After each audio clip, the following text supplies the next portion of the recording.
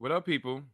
Welcome to episode 101 of the Salty Thoughts of Mike Steph podcast, featuring the one and only Mike Steph, best in the world at what he does.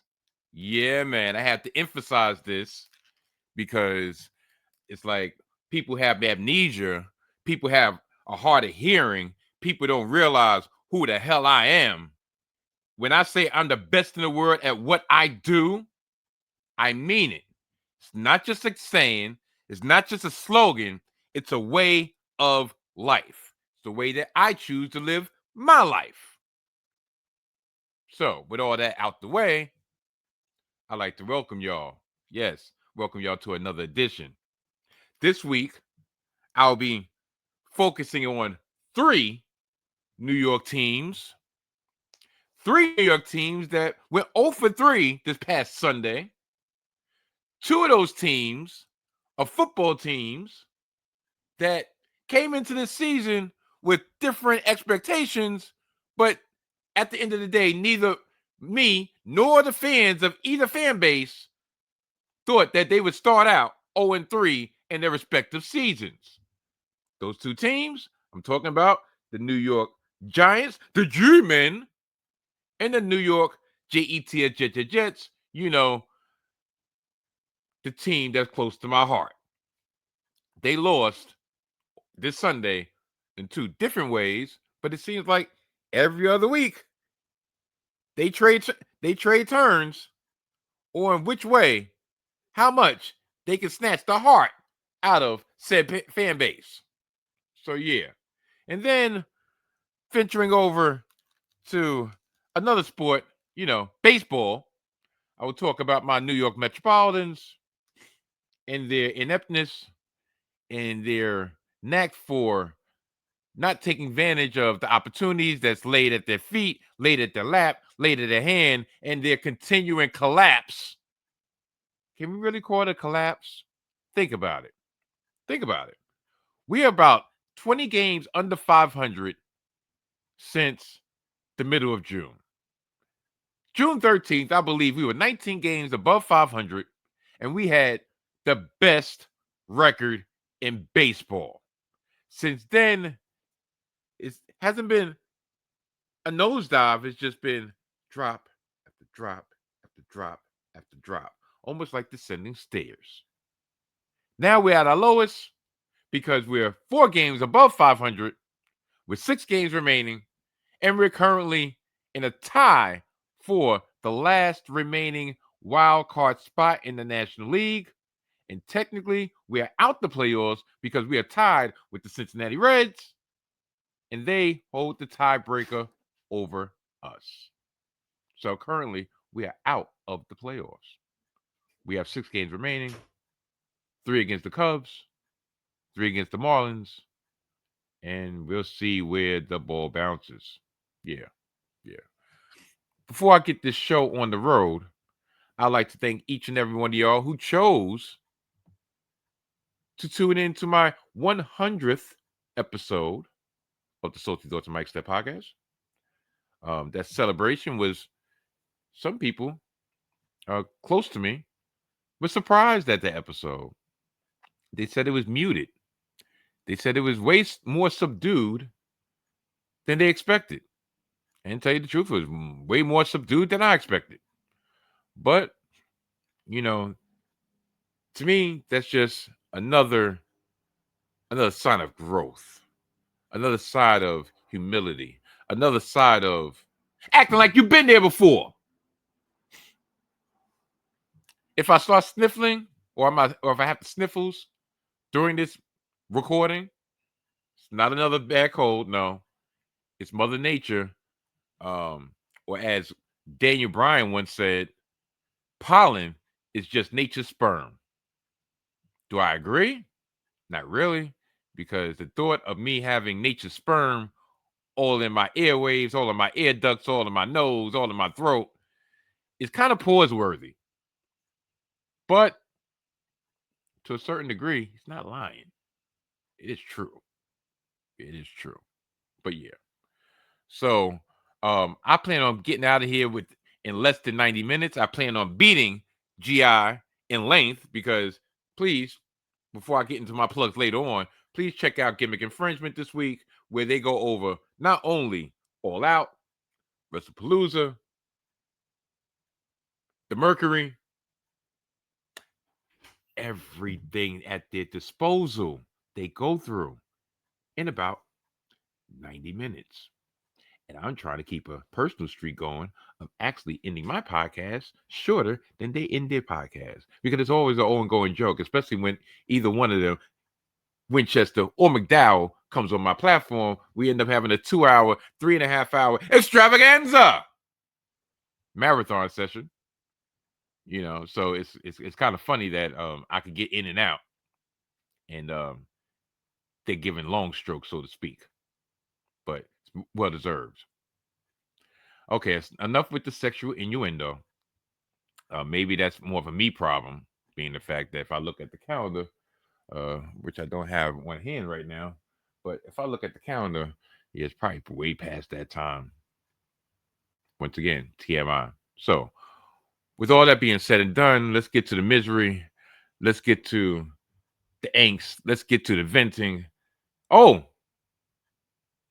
even though I did mention that I'm going to talk about the Mets, I would be remiss if I did not let y'all know that the newest segment of the Salty Thoughts of Mike Steph podcast will continue on this episode, Smitty's Corner, in which I will talk about the Mets. And I did get some type of feedback that I wish Smitty's Corner would be more of a celebratory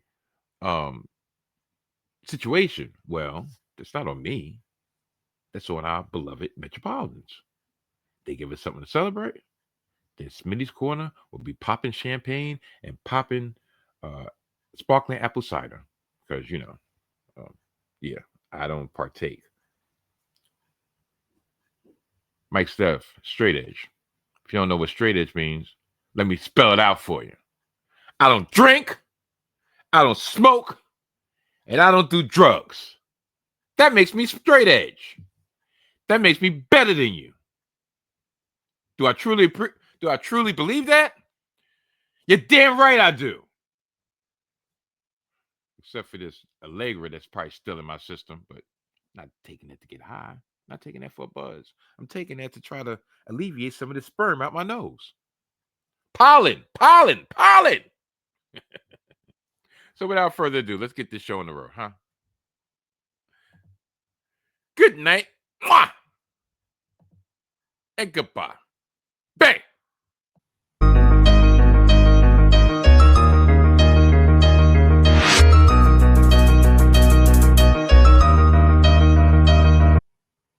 To Mike Steph, this marks a new beginning. Thanks for supporting a total reinvention. The soul is still here, but the vibe's a little different. Unpredictable, hide the kids and the women. Sports of all sorts, music mixed for living.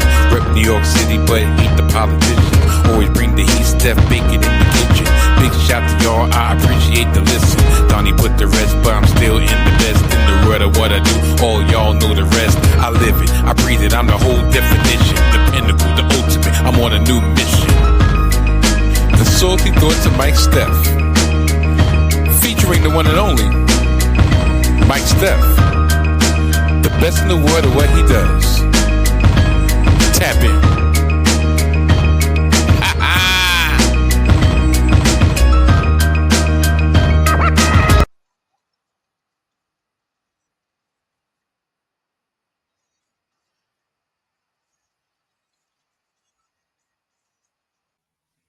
First up the bat would be my New York Jets, Jets.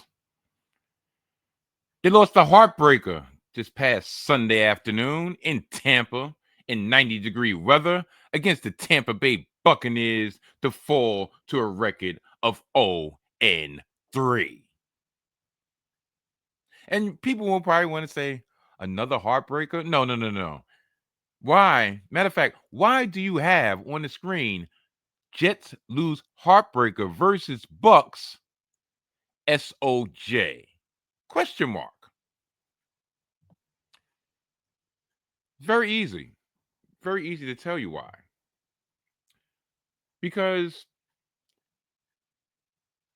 midway through this fourth quarter, I wouldn't have categorized this as a heartbreaking loss. I would have categorized this as disparage. Oh, well, depressing loss, unexpected loss, uninspired loss.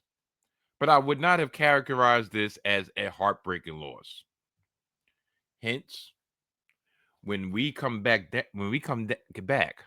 take the lead after having a 23-6 deficit in the fourth quarter and have the lead, albeit only 1 point lead, with under 2 minutes remaining in the game, in a game that we had no business even being in the lead at that point in time due to how lifeless and how inept we had played both on offense and defense.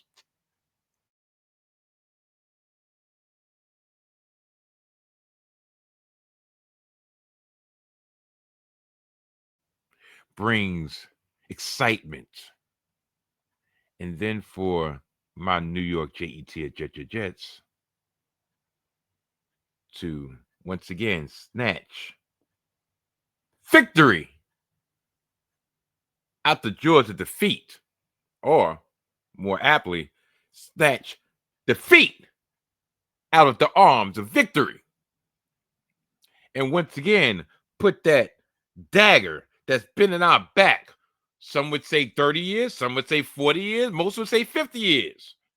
I'll say, for the newer fans out there, 15 years.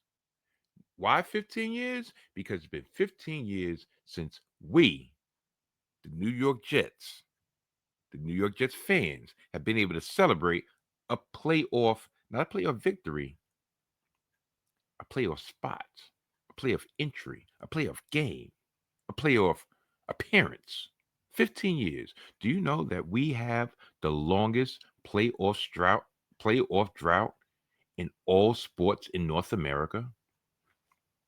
That encompasses baseball, that encompasses basketball, that encompasses hockey, that encompasses the WNBA, that encompasses MLS, that encompasses Little League, you get the gist?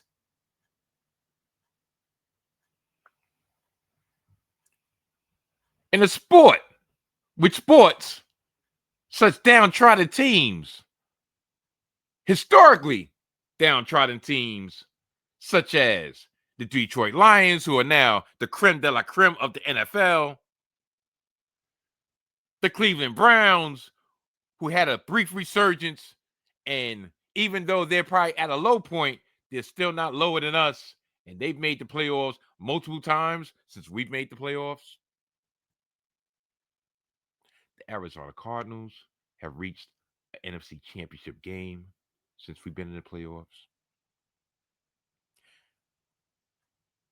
The Dallas Cowboys, for all the jokes that some would clown them on, i.e.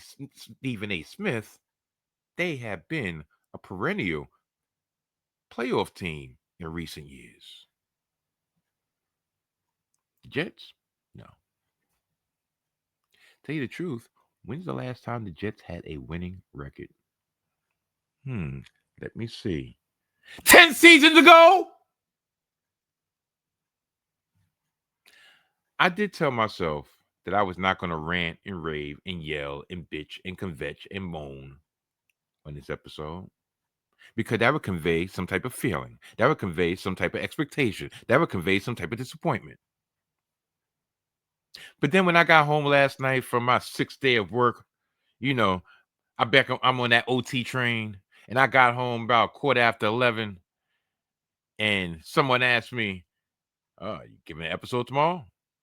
And I was like, literally, I did like this. Actually, I sent them an emoji.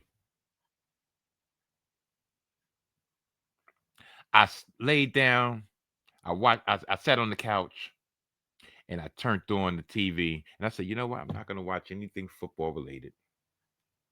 I'm going to watch this last episode of Breaking Bad, because I binge watched Breaking Bad right after I binge watched Better Call Saul, and tonight I'm going to watch El Camino so I can get everything in order now that everything is available. And I said, you know what? No, I'm gonna relax. I'm gonna watch some Breaking Bad. I'm gonna catch up on some.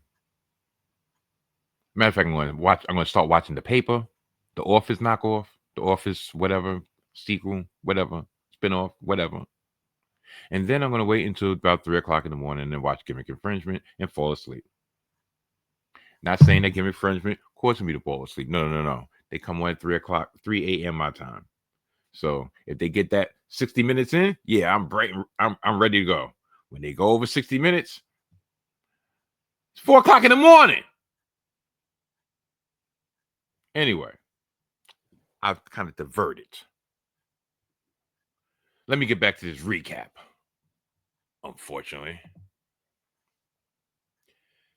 Jets were down 23-6 in the fourth quarter and came all the way back to take the lead with a Will McDonald.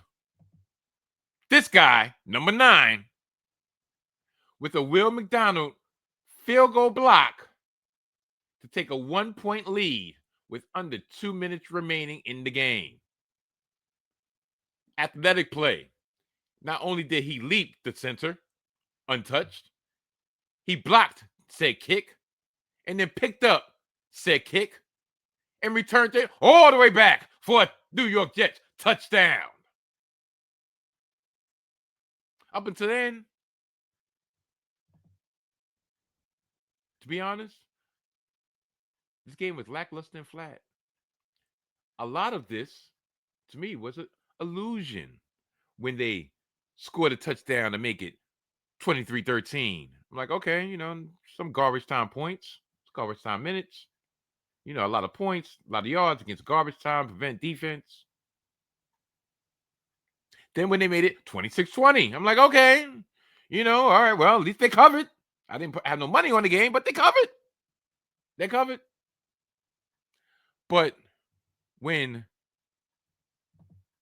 this happened, I was in my job, and I literally was like, yeah, that's what the fuck I'm talking about. Yeah, let's go. Oh, shit. They're going to win this game. Are you effing kidding me? They're going to win this game.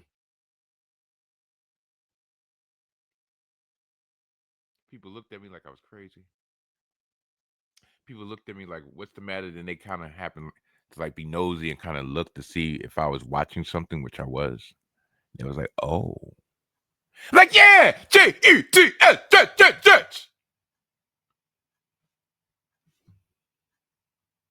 Should have known. I should have known better. This is a game that you can't lose.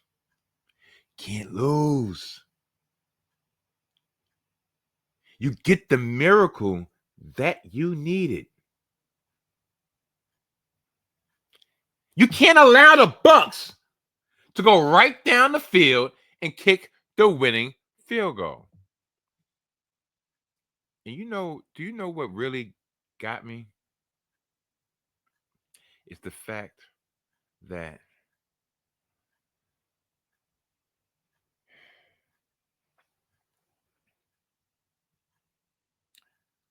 Aaron Glenn, and this is probably going to be my first disparaging remark for Aaron Glenn. This guy right here, head coach of the New York Jets. When we returned that touchdown, we returned that kick for a touchdown to get 1 point, he was exuberant. He was dancing on the sideline. I'm like, great. You know what? I don't mind that. But when we end up allowing them to march down the field, largely in part, well, not largely in part, because of our inept defense, a defense that allowed a 33-yard scramble to Baker Mayfield to put them in field goal range, you cannot come out on the field clapping your hands. Way to go, guys. Way to go. Great game. Like that fight. To me, you can't do that, especially when you've put yourself in a position in which you have no tolerance for mistakes, no tolerance for undisciplined play, no tolerance for low IQ, no tolerance for no effort. This wasn't a game in which we was nip and tuck like game one. Remember, in game one, he said, no more victories. We're not in the profession of more victories. Remember, he said that. A game that we should have won. A game that, if you look on the scoreboard of the stats, we should have won going away, and we lost. That I couldn't get mad if you say, you know what, first game of the season, first game of the regime, we fought, we got to tighten some things up. Okay, fine, we'll use that as a stepping stone. He made a point to say, no, this ain't no moral victory. But then 2 weeks later, after you getting your doors blown off by the Buffalo Bills, you come in and a game that we could have stole to actually make up for the game that we let go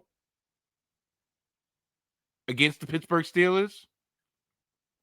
You're on the, and then afterward in the press conference, you're still having that little tough guy mannerisms, but you're actually saying that way to fight. What fight did we have? Think about it. Through the first half, through the first three quarters, we were lifeless. We were conservative, and our defense could not get home to the quarterback against a team that had 3 backup offensive linemen. Our secondary, with their minus Mike Evans, with a hobbled rookie Enigma, whatever the hell his name is, with the ancient Sterling Shepard, was able to move and matriculate the ball down the field at will. That's not a moral victory. That's a disgust. That's why I say SOJ, same old Jets. The reason I say same old Jets, because this is something right out the page of same old Jets history. When he reiterated, we are not the same old Jets, I want to believe it. Trust me, I want to believe it. Listen, I got jet paraphernalia in my background at all times. I bleed green in the winter, blue and orange in the summer, blue and orange in the spring, green and white in the winter. I fly that flag before I've gotten that flag. I have been a Jet fan for 43 glorious years. Some would say miserable years, but I choose to say glorious years. But I'm going to call a spade a spade. This was not a good loss. Some losses you can say, yes, okay, building block. This was not one of them. Like I'll reiterate. We got back on the team that does not know how to close the door. We came back on the team that was playing a prevent defense and pretty much just trying to get out of that game without any more injury. And we still lost. We lost to 5 field goals.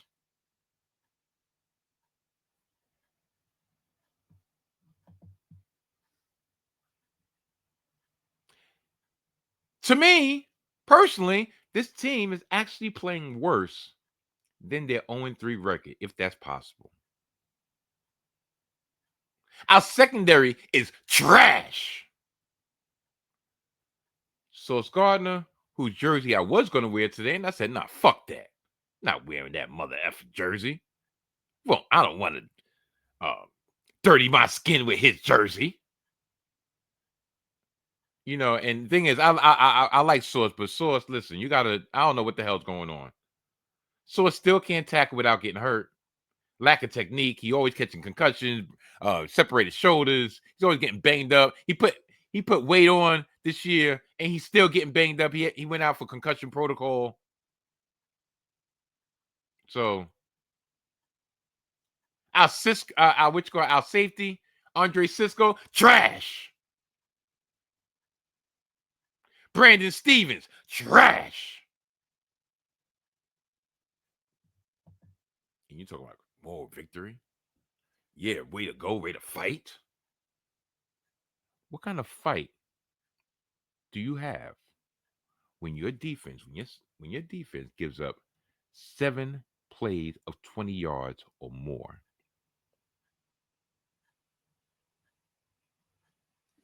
I wait. Crickets.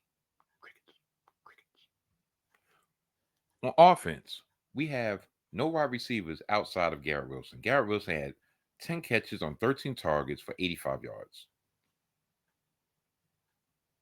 Alan Lazard, we had an Alan Lazard sighting. He scored the touchdown that brought us within 6. And I ain't gonna lie, he didn't catch that ball. That ball was, but replay couldn't overturn it. So listen, we got out of there, but he didn't catch that ball. And Alan Stonehands Lazard. When in reality, he's our most dependable wide receiver outside of Garrett Wilson. It's time to start looking at the GM, but we'll get into that at a later date. Now, once again, focusing on this guy.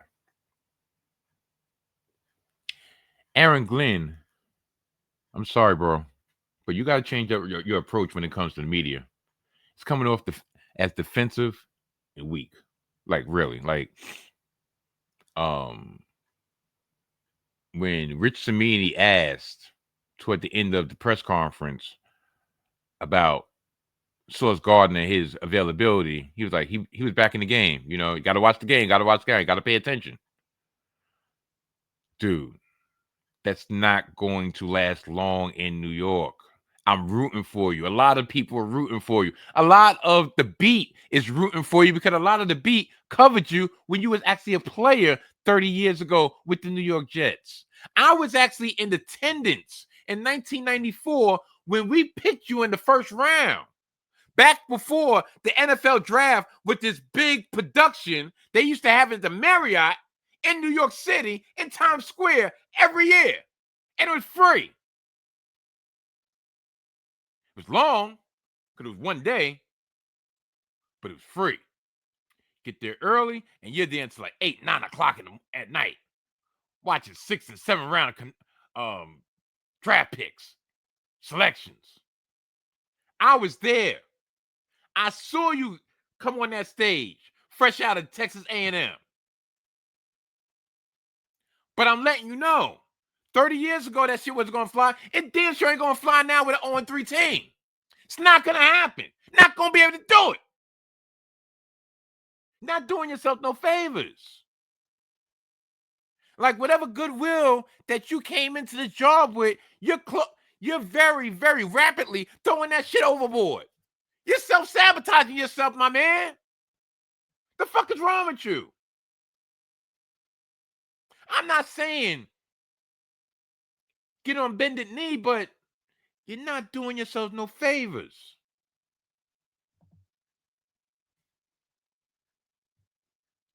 Any leeway that was garnered, it's been squandered. 2 games that were winnable, that we didn't win, and we're standing at 0-3.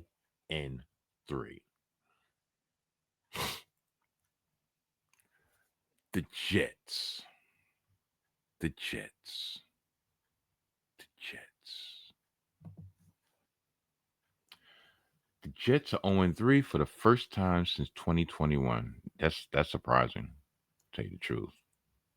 But regardless, I mean, at least we usually win at least one of the first 3 games, I guess. Here's another stat that I might repeat later on in this episode. Only 2% of 0-3 teams since 1990 have rebounded to make the playoffs. None in the post-2021 era of 7 playoff teams per conference. So you mean to tell me we added an extra team to make the playoffs in the last 4 years. And even at 0-3, that 17 can't get in. So you have a bigger percentage when it was only 6 teams than the last 4 years. I got a couple questions before I move on. I want to know what happened to the offense that we saw in week 1. Last week, a lot of it could be blamed at Justin Fields' feet, but still, the offensive play calling was substandard. This week, decided to start throwing the ball, even though we don't have any targets outside of Garrett Wilson, nor did you utilize Breece Hall in the screen game, nor did you utilize Austin Davis, nor did you utilize Rucker and Mason Taylor and Stone Smart. The list goes on and on and on and on and on about people that you could use in a flat, like extended handoffs, and you didn't do it. Tyler Johnson, woo! Yeah. Arian Smith, woo! So you decide to start coming out, slinging it, and we have no targets.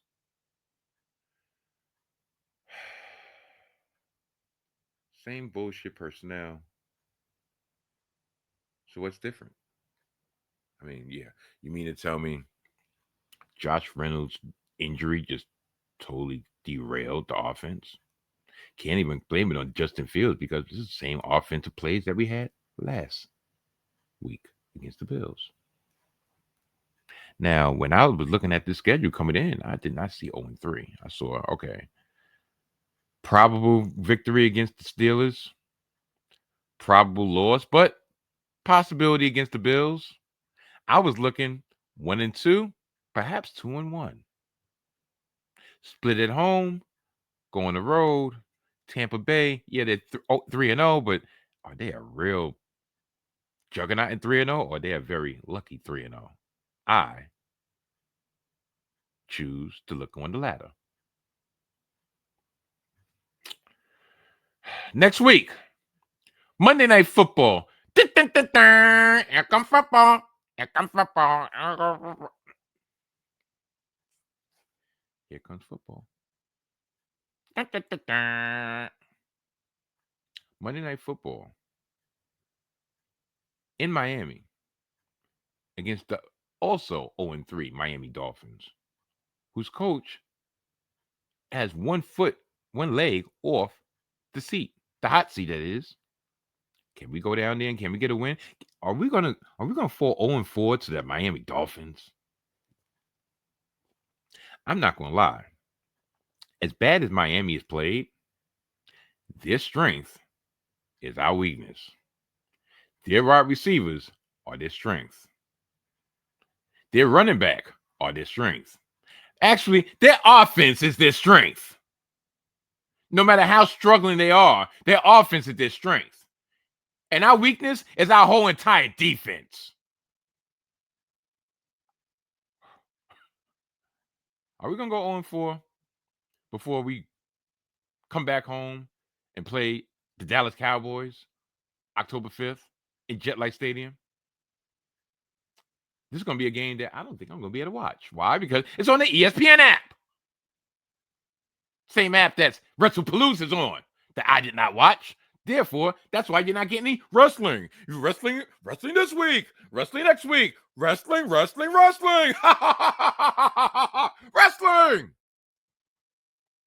No, you're not getting that. Because I didn't watch neither WrestlePalooza nor All Out. But yeah. So next week, I don't know. Maybe you'll get a late Monday night Sprinkler Salt live. Matter of fact, yeah, that sounds good. Maybe I won't give a full-fledged episode unless the Mets shit the bed and really don't make the playoffs. Maybe I will actually go live directly after Monday Night Football and give you a quick reaction of hopefully a Jet victory or a venomous recap of a Jet loss. Stay tuned. Stay tuned. The G-Men. The New York Giants fell flat Sunday night against the Kansas City Chiefs. Kansas City Chiefs. This was another game that should have been won. They lost this game, what, 22-9? 22-9? Like,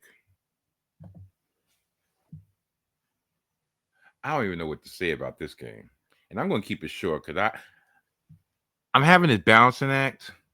Like, I really don't want to slander the Giants, but 3 reasons why I can't not talk about them in negative ways. Number one, I said on Hidden Jet Football, if these mother effers lose and mess up my record, they have 16 weeks of torture coming toward them. Now, calling a spade, technically, they did not blemish my record on HGF. The Bills did Thursday night. But they did help take money out my pocket with an eminently winnable game because the Chiefs suck. The Chiefs were trash. The Chiefs were ready to be beaten, and y'all could not handle the job. Y'all could not handle the responsibility. And y'all have the talent.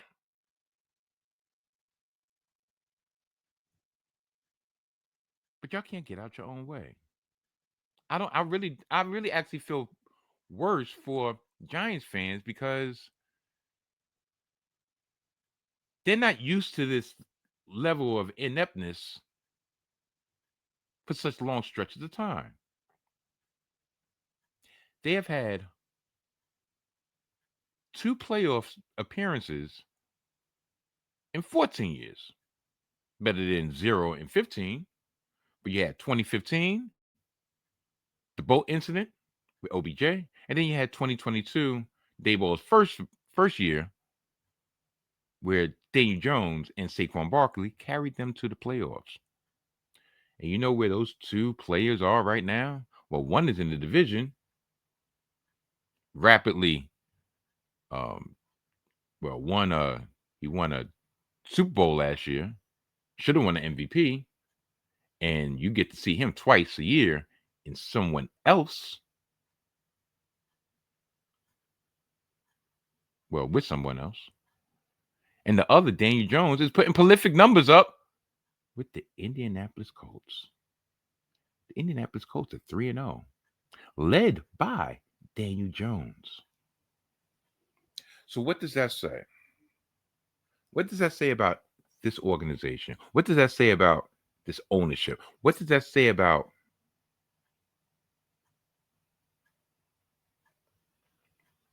what's going on? I don't know.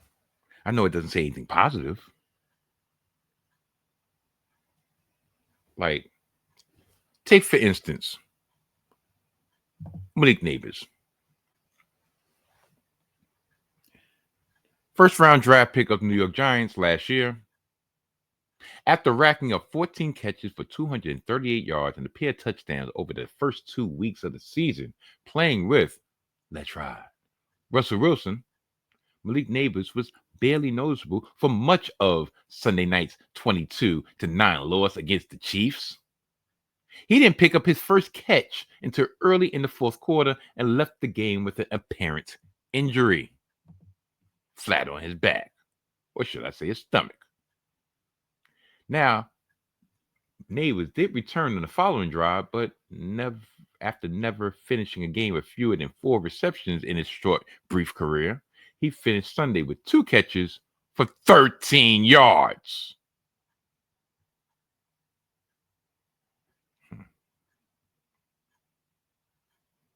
Russell Wilson managed just 39 of his 160 passing yards in the first half for the Giants after throwing for a career high 450 yards in last week's loss in Big D in overtime. He also was picked off twice, including once in the end zone in the second quarter, where they were in scoring position, albeit All right, what was the deal? Graham Gano, right? He had a groin injury. So they kicked the field goal, got blocked. Then they played as if they didn't have a kicker for the majority of the game. And then later on, you brought Graham Gano out for a chip shot, 22-yard field goal.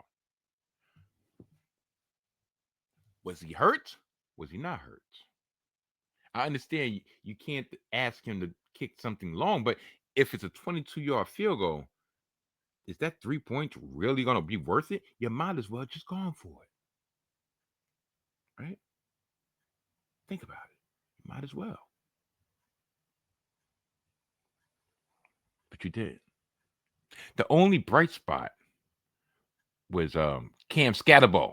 He had 120 yards total offense, 60 yards on the ground, 60 yards in the air, 6.1 yards on the ground per carry. Like with I don't know why the dude, what's his name? Y'all starting running back. Yeah, with the shoulder injury, you might as well just put Scatterbo back there and just he's the only one that make things happen. You saw that Kansas City was pretty much bracketing, mushrooming, taking Malik Neighbors out of the equation. Say, you know what? Somebody else is going to have to beat us but Malik Neighbors. And I guess Russ, even though he's a veteran, even though he's on his fourth team in the last 4 years, he's a Super Bowl champion, former MVP candidate. He doesn't have the patience to actually work the rest of the weapons. They actually have more weapons than the Jets do on offense. You have Scatterbo, right? You have Wan'Dale Robinson. You have Darius Slayton. You had 3 options beside Neighbors. Make them pay for putting triple coverage on Neighbors.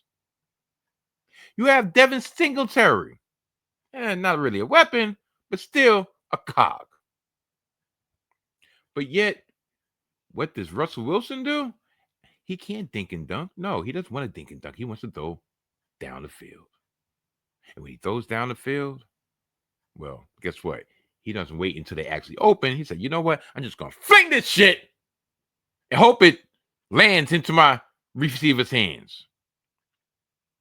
That one against Wan'Dale Robinson, it was double coverage, and it wasn't even close. That one with Neighbors was underthrown. You didn't even give Neighbors a chance to do a jump ball. It was underthrown, and the cornerback undercut it in the end zone. At this point, people are saying, "Well, you might as well put Jackson Dart in." No, not so fast, my friend. You don't put Dart in, but you do bench Russell Wilson. Listen, if you're going to live with the turnovers that Russell Wilson is giving you, you might as well put Famous Jameis in. Famous Jameis will throw up some interceptions, but he will put some points on the board. It won't be feast or famine with Famous Jameis, at least early, if you know how to manage him right. He can get you some games. He can buy you some time until you get past the worst of this schedule, which is the Chargers, then the Saints, then the Eagles, then Denver, then back to the Eagles, and then it kind of softens just a little bit. You can't put Dart in for the next 5 weeks. Well, you're going to ruin that man. You're going to ruin your number 1 draft pick, well, your first round draft pick that you actually moved up to get. Put Famous Jameis in that game. Tell Russ, you know what? You know what you do? You go up to him in the middle of the locker room Why he still has his jersey on, why he still has that C on, and you just snatch that C right off his chest. Fuck out of here. Go on the bench. That's what you do. That's what you do.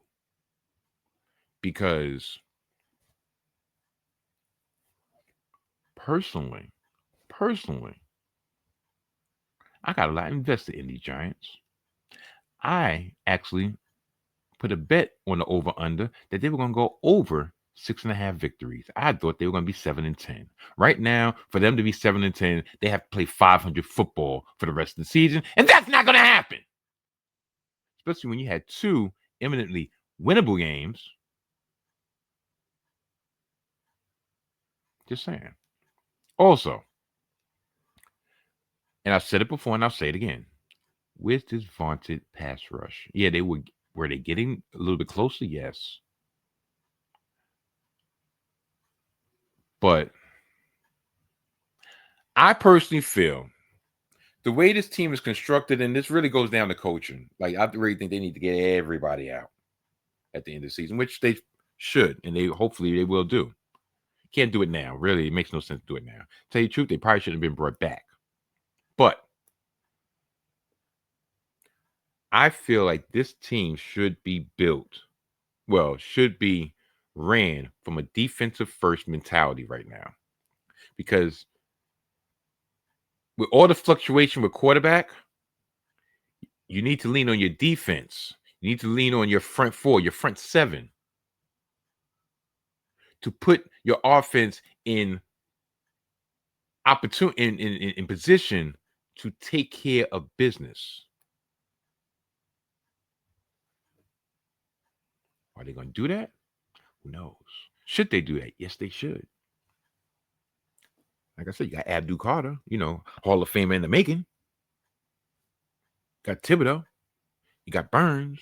You got Dexter Lawrence. That's 4 right there. Got decent cornerbacks. Your secondary ain't trash like the Jets. But they're not being put in positions to win. They're not being put in positions to succeed. And that, my friends, is the New York Giants' problem. They're 0-3, I believe, hosting the Chargers next week. The Chargers are a different animal than the Chiefs. The Chiefs are struggling. The Chargers, albeit they won last second against the Denver Broncos, they have way better I wouldn't say way better coaching, but they're more on the upswing. I see them going 4-0. They have a better defense, more disciplined defense, and they have a little bit more pop in their offense. Your opportunity to get off the snide was this past Sunday night, albeit against the formerly formidable Kansas City Chiefs. Y'all failed that test. Sorry, Giants fans. This dude, Scatterball, he's the truth, but if he keep on doing that, with the luck y'all having, he gonna mess around and blow something. Tell him to stop doing that shit.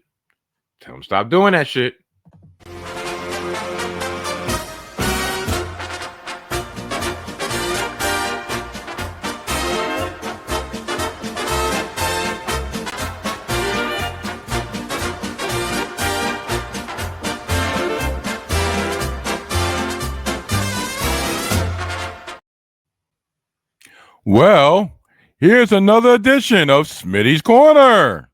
Yes, Smitty's Corner. Brought to you by Blue Moon Beer. Yes, for every Blue Moon beer that Smitty indulges on watching another Metropolitan's loss, we will donate $0 to the charity of your choice. The next sponsor would be Crown Royal Apple, Crown Royal Grape, Crown Royal Orange, Crown Royal. Yes, the next bottle that Smitty from the group home in Bergen Beach finishes watching another Mets defeat, we will once again donate $0 to the charity of your choice.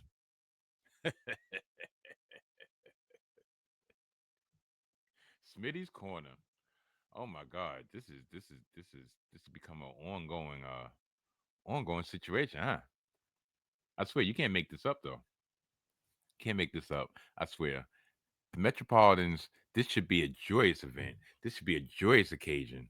But even Omar Minaya is looking like, what did I do to deserve this? What did I do to deserve this? What happened? What happened? It's almost like Thor. They took my strength. They took my strength. I swear you can't make this up, though. You really can't make it up.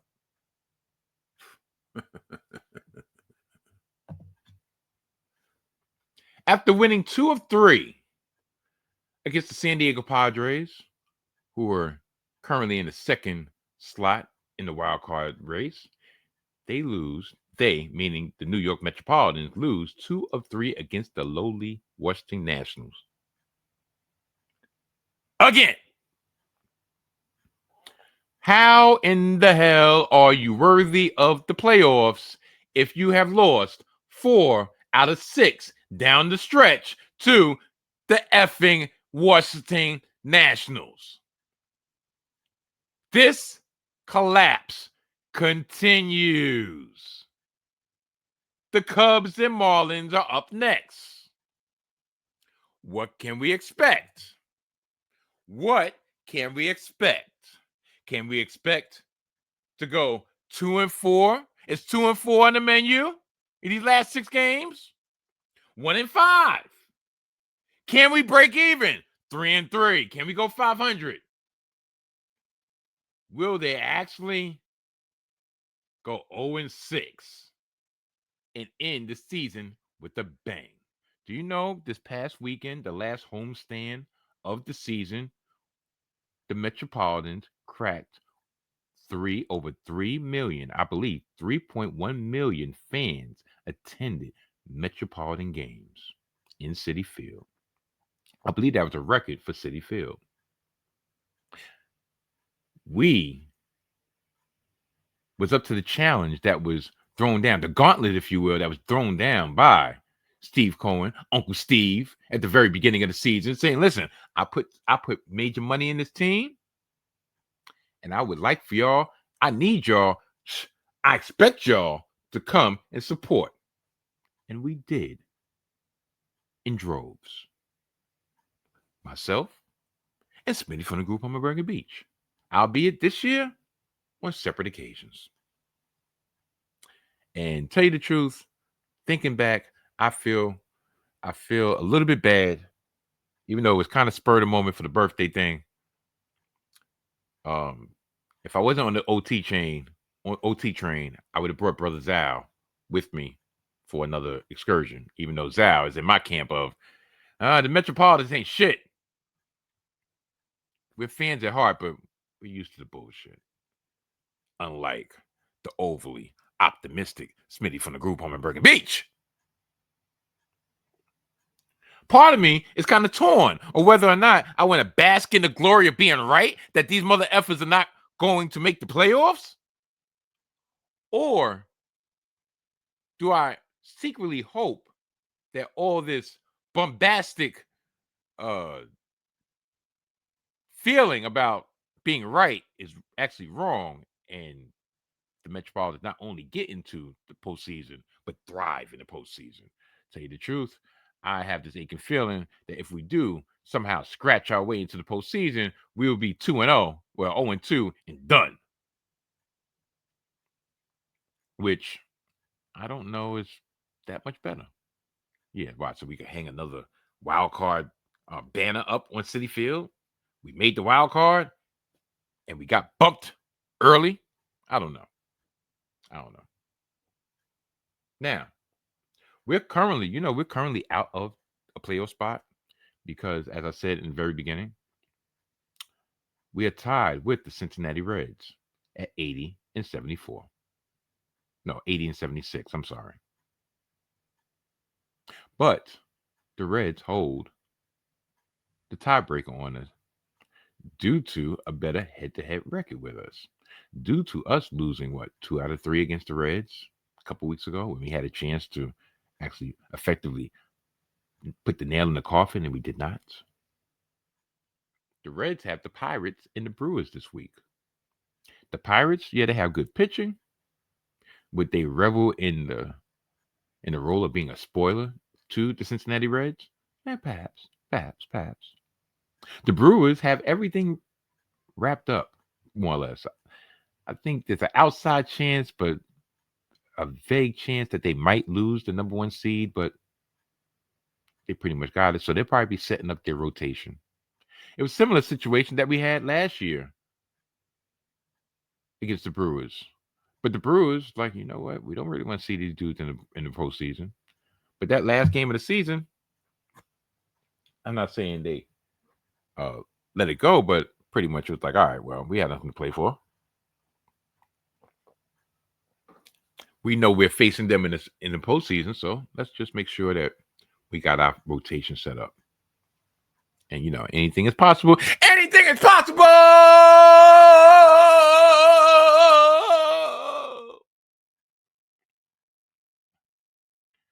Now I have a question. Why are we always in this position? This position is the way Sean Manaea is looking up to the sky. Like, why? Sean Manaea spit the bit again, this time as a starter.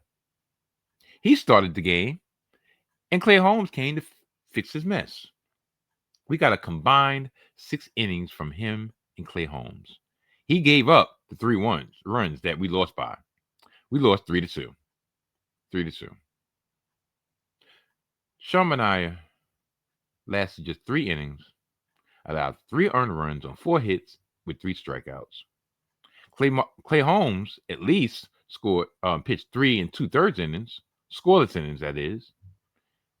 And it was almost like they switched bodies, switched positions, literally, because that's what happened last time. Clay Holmes gave up some runs. Manaea came in, shut everything down to get into our bullpen. Now,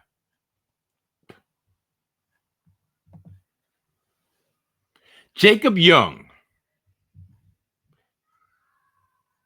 Catch in the bottom of the 9th helped seal the victory when he reached above left center fence to rob Francisco Alvarez of a game-tying home run, leading off the bottom of the 9th.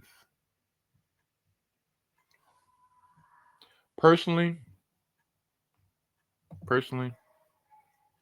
and this is all I'm going to say right now, because I'm probably have to save a lot of things for next week. Personally, I think no matter how this season goes, unless we get to the championship, the NLCS again, which I doubt we will, I think a lot of these players need to be gone. A lot of these players are still holdovers from the 2022 bunch that folded in the last week of the season to go into the wild card and then unceremoniously get eliminated by the San Diego Padres. Punchless. We have Nimmo. We still have Sterling Marte, or at least the ghost of Sterling Marte. Francisco Lindor, he redeemed himself last year, so he's not part of that. Pete Alonso, he's in a contract year. I don't know. Should we keep him? Should we look for an alternative? He started off the season great. That clutch gene, gone. We need to invest in our pitching, but this is not a post-mortem. This is more like a pre-post-mortem. I think we need to shake it up. Jeff McNeil is another one that we need to shake it up. We need to invest in our rotation. Literally invest. We need a top-of-the-line starter to pair with Nolan McClain, because he's the one that he's come up and he hasn't had no blemishes. Sproat, okay, considering the situation, he's been decent. Tung, tongue. I don't know. I think he needs more seasoning.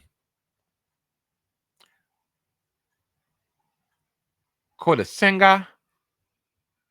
Listen, like I said, I can go on and on and on.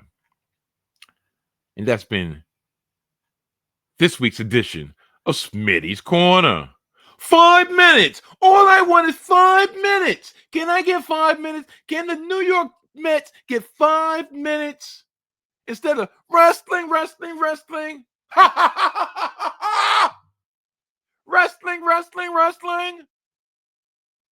Well, Smitty, you got 12 minutes. And you got your own graphic. You got your own theme song. I know you was asking for the Mets to get 5 minutes. No. That's not how we do things here on the Salty Thoughts of Mike Steph. No, we don't give the Mets 5 minutes. We don't get the Mets a segment. We give Smitty from the group home in Bergen Beach a segment. You want to know why? I will tell you why. Because Smitty, and in all seriousness, Smitty has been one of my day ones. He's been one of the day ones of this podcast, one of my greatest supporters of this podcast, one of my greatest supporters of me. And I've known that man for over 20 years. So this is my way of, even though there's a lot of comedic elements to it, this is my way of saying thanks to Smitty. So, yes, Smitty, I'm giving you 5 minutes. And, next year for your birthday, even though I don't imbibe anymore, I will give you a case. That's right. Not a bottle, not a 6-pack, but a case of Blue Moon beer. And not just regular Blue Moon beer. No. Whatever special craft that they have around the time of your birthday, I will give Smitty from the group home in Bergen Beach a case of Blue Moon beer. Once again, sponsored by Blue Moon Beer. And we will give $0 to the charity of your choice. Let me get out of here. Welcome to the season debut of Mike Steph must have bumped his mother head. Yes, the first installment of this new NFL season, this new NFL betting season. Because yours truly was truly horrendous this weekend. And I'm not even waiting until the results of Monday night's game, tonight's game to be exact, against with the Lions versus the Ravens, because my weekend has been horrendous. Not only on the bragging tip, not only on bragging rights, but in my pocket. In my pocket. Do you know I was 1-6 this weekend combined with my prognostications on HGF, my non-survivor pick on HGF, and my personal picks? This weekend, I was 1-6 combined. The only win I got was a last-second field goal by the Los Angeles Chargers. But since that was bundled in a round robin, I collected zero. Not a damn dime. Where should I begin? Okay. Where should I begin? The Rams. Yes, the Rams. Now, this is part of my personal round robin. The Rams, I had the money line over the Philadelphia Eagles. Because I just had a hunch. I'm like, you listen, Philadelphia's played kind of sloppy the last 2 weeks. They're 2-0, but they're Fugazi 2-0. You know, they played them tough last year when Philadelphia was at the top of their powers. So I feel very confident that they're going to go into Philly and they're going to defeat the Eagles. And I was close. But the Rams lost 33-26. Not only that, luckily I didn't have the line because I would have lost that way too.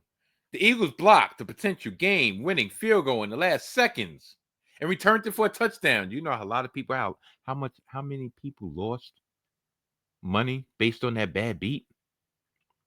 That all right, even if they hit the field goal, okay, of course they covered it 3.5.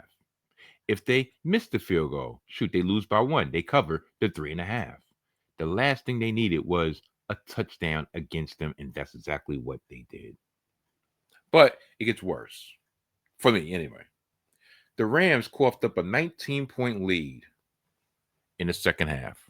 They were up 26-7 at the 14:06 mark in the third quarter. I had them on the money line. Like I said, they were 3.5-point dogs. But this was only the beginning. This was only the beginning. Wait, it gets worse. The Raiders, the Las Vegas Raiders, lost to the Washington Commanders, 41-24, without Jaden Daniels. The Raiders were a 3-point dog. I had them +3. Geno effing Smith, enough said. But tell you the truth, Geno helped me fantasy-wise. But the Raiders shit the bed, and now they're 1-2. Are the Raiders not as good as I thought? Their win is over the New England Patriots in week 1.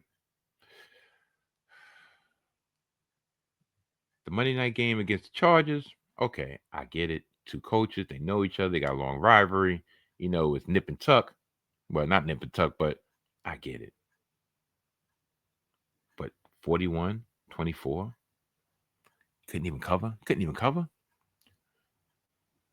So now I'm 0-2 already, right? Oh, it gets worse. Cincinnati got destroyed. When I say got destroyed, they got mauled by the Minnesota Vikings. 48-10. The Minnesota Vikings had backup quarterback Carson Wentz. I had Cincy plus the 3 points. They were nowhere close. And to tell you the truth, that was a miscalculation because it probably would have been closer if J.J. McCarthy would have been playing because everybody's seen J.J. McCarthy play. They can't really score any points except for that first game explosion in the fourth quarter. But yeah, they can't really score any points. And with O'Donnell, the quarterback genius he is, where he gets wins out of no matter who's behind center, I should have known better. But so that's 0-3. My round robin is done. I had 3 out of 4. Now, putting money where my mouth was a big thing for me this week when it came to Hidden Gems football. But all my Hidden Gems football picks went up in flames as well. Started on Thursday night. The Bills had a humongous spread. At the time of the recording, was plus 12.5. It went down to plus 11.5. And guess what? The Bills won, but they won by 10. Hence, I did not cover.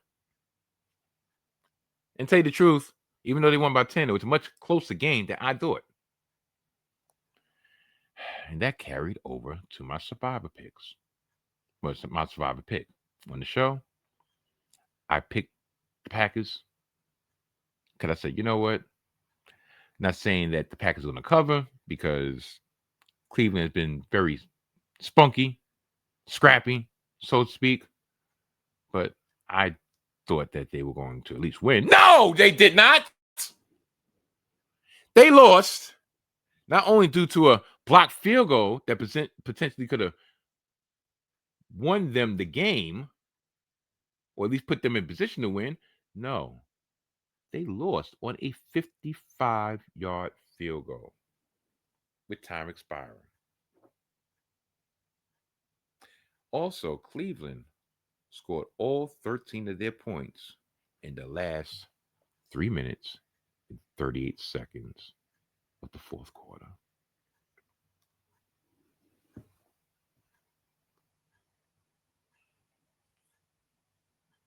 Shelby Harris blocked a potential game-winning 43-yard field goal attempt by Brandon McManus after Judkins TD and Greg Newsome recovered it at the 47. And yeah, but go figure. This is what I get. This is what I get for going for favorites. There's a reason why Mike Steph has his pick of the week. There's a reason why Mike Steph is always going off the reservation when it goes to survivor picks, because at least I'm giving the underdog, I'm giving the less fortunate a chance. And at least 50% of the time, I will them the victory. When I go with the favorites, I think it's the stench coming off my New York Jets and my fandom down the drain. And last but not least, the Giants. I had them as my pick of the week, and I had them +7, +6.5. And these dudes couldn't even take the games that the Chiefs were giving away. They were giving that game away like free pussy in the 1980s.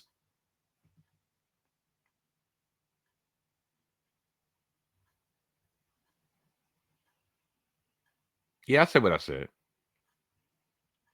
So, with one game remaining, and that's tonight's game with the Lions and the Ravens, my record this weekend, after going a pristine 8-0, at least on Hidden Jets football picks the first 2 weeks, my overall record this week combined is 1-6.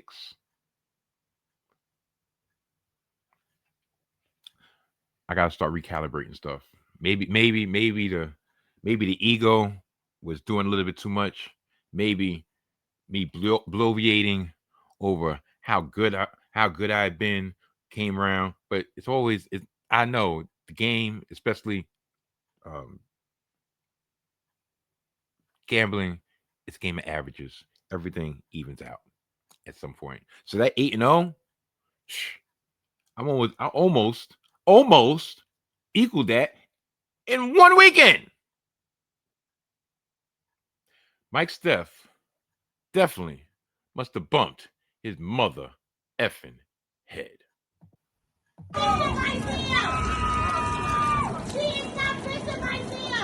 I just did, and I pissed.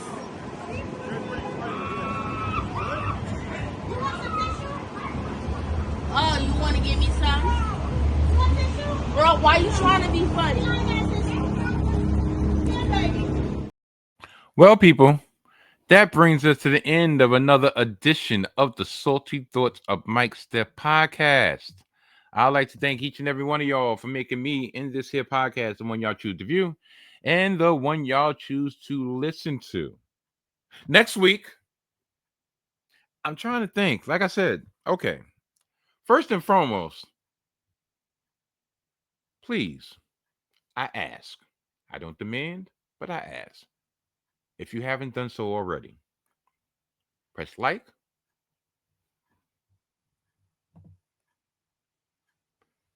press subscribe, and press that notification button. So the next time I drop, y'all will be the first ones to hear it.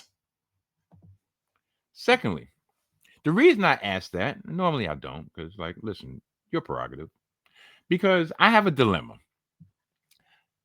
But it actually works in my favor to a certain degree. Like I said, I've been on this OT train. And probably the week of October 5th, I will not be having a podcast because I will be in the southern United States visiting family. So unless I want to do an on the location edition, probably will not be a podcast. Probably not be an episode, or maybe be an audio only episode. Yes, that's another thing. I will be going back audio starting this week. Yeah, I figured Spotify, Apple, Amazon, the whole nine, they had been deprived of my vocals way too long. So I'm going to go back audio this week. Start from the centennial and go on. Anyway, so next week, like I said, the New York Jets play a Monday night matchup, a Monday night game against the Miami Dolphins. That starts at 7. That means that game should be over by 10.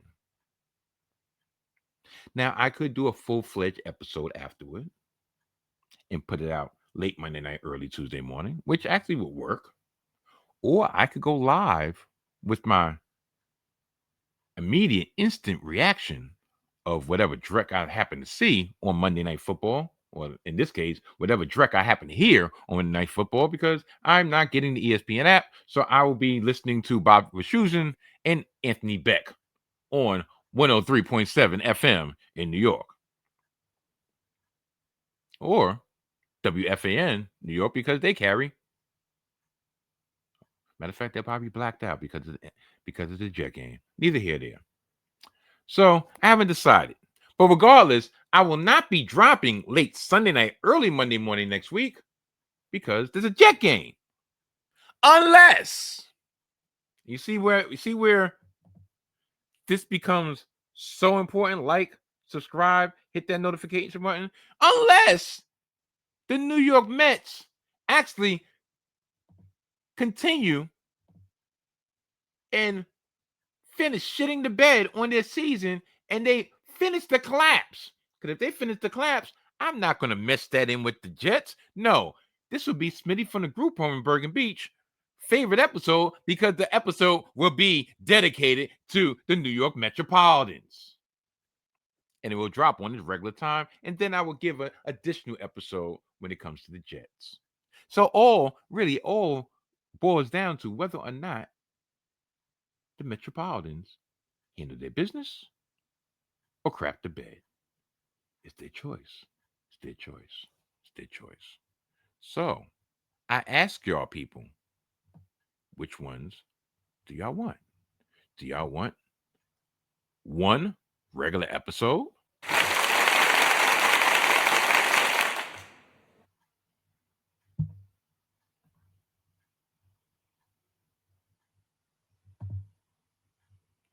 Do y'all want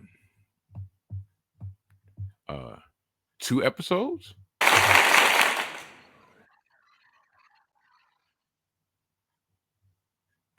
Do y'all want no episodes?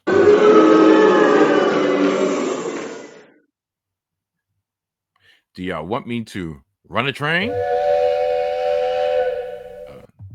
Do y'all want me to run a train?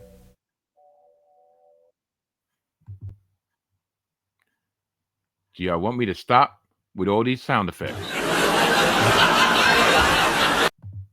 I said, do you want me to stop with all these sound effects? Okay. Yeah. So that's what's going to be on deck next week. Please like and subscribe. I'm going to leave that on the screen until I actually finish this recording. And I got about 7 minutes to get out of here so I can beat GI. Yes.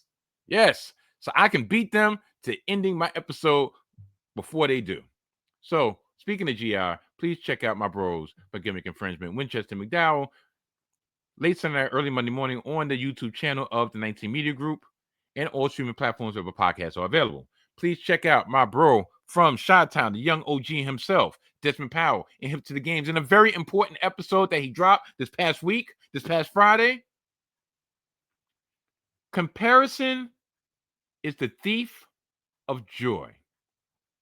That's not the title, but that's the premise.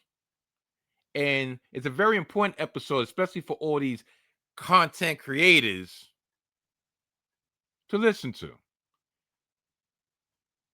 The inner struggle that we have when things aren't going the way we plan them out to be, when things aren't going the way we wish they could be, when the results seem like they don't equal the amount of work that we put in, we start second guessing ourselves. We start trying to figure out and trying to maneuver in ways in which maybe we need to stay the course. Maybe we need to divert. There's a lot of different intricacies. And to tell you the truth, it spoke to me greatly, and it'll speak to you greatly. Whether you are in making videos, making podcasts, making music, or just way of life, please check out Desmond Powell and Hip to the Game for a very special episode this week. I sound like a 80s sitcom. This week is a very special episode. please gather around the computer with your family and friends and watch. But actually, I do mean it. It's very, very important. Hip to the games on the 19 Media Group YouTube channel and all streaming platforms where podcasts are available. And last but not least, please check out me and the Mojo King on Hidden Gems Football. Hidden Gems Football. All streaming platforms where podcasts are available, and the YouTube channel of the 19 Media Group, in which we hopefully we'll have a better week than we had last week. Hopefully we'll have a better week than we had last week. Hopefully we have a better week than we had last week.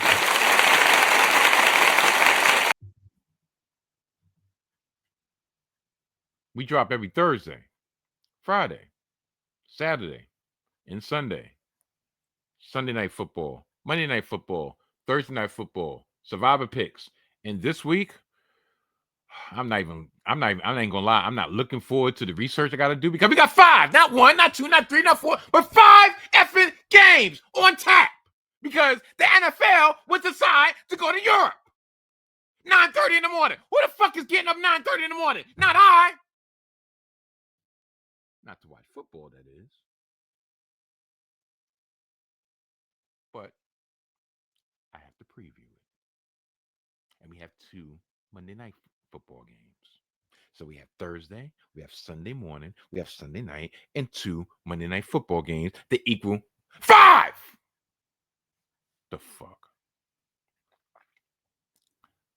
Like I don't like my sleep. Like I don't like just having 3 games and a lot of banter.